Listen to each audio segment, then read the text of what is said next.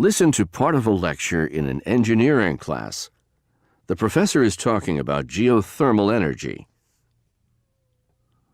Energy produced by heat from inside Earth is called geothermal energy.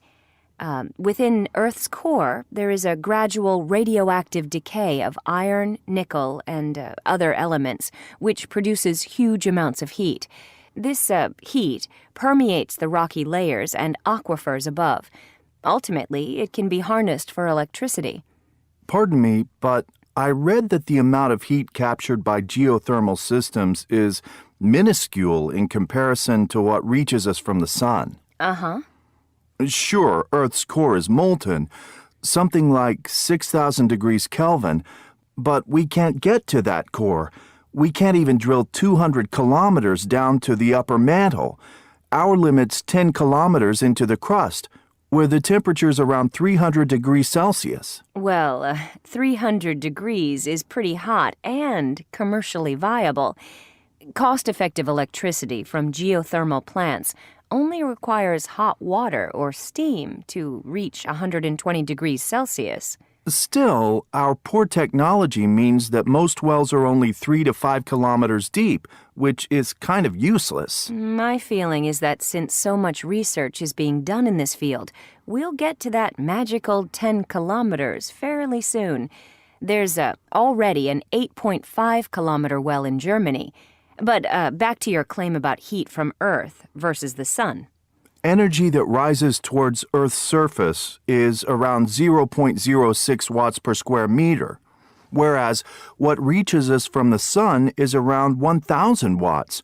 That makes solar power way more appealing. I'm with you on that. However, solar energy provides intermittent supply.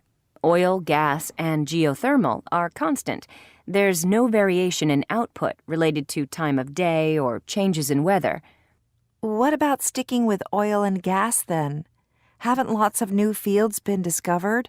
A few have, but burning fossil fuel produces pollution that damages the ozone layer, and neither oil nor gas will last long. A U.S. government agency has estimated that global geothermal resources are around 15,000 times greater than all known oil and gas reserves. What about the location of geothermal reserves? Aren't some of them in the middle of the sea? After all, Earth's crust is thinnest below the ocean. That's very pertinent. Like solar, geothermal energy is often found far from where it's needed. Transporting it to urban and industrial centers adds to its cost. Nevertheless, there are already 20 countries using geothermal, so let's assume the trend is going to continue. How does geothermal work? There are two main systems. One, in operation since 1904, uses naturally occurring hot water or steam trapped in or circulating through permeable rock to power turbines. These natural hydrothermal resources are quite rare, existing around the edges of tectonic plates. Also, the heated water contains debris and pollutants, which have to be filtered. New Zealand and Iceland use this system. The UK has recently negotiated a deal with Iceland to supply 1/3 of its energy via a deep-sea cable, and some of that energy is geothermal.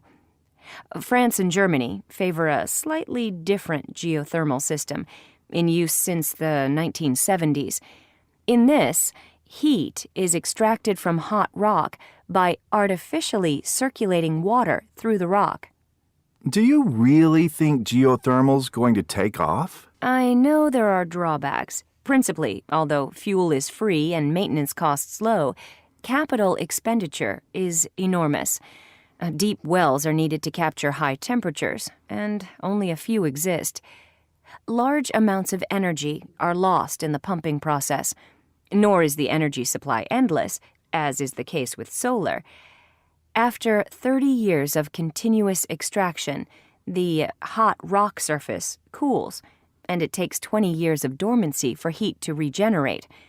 All the same, as traditional energy costs spiral, as resources diminish, and as greenhouse gases accumulate, geothermal energy becomes more attractive.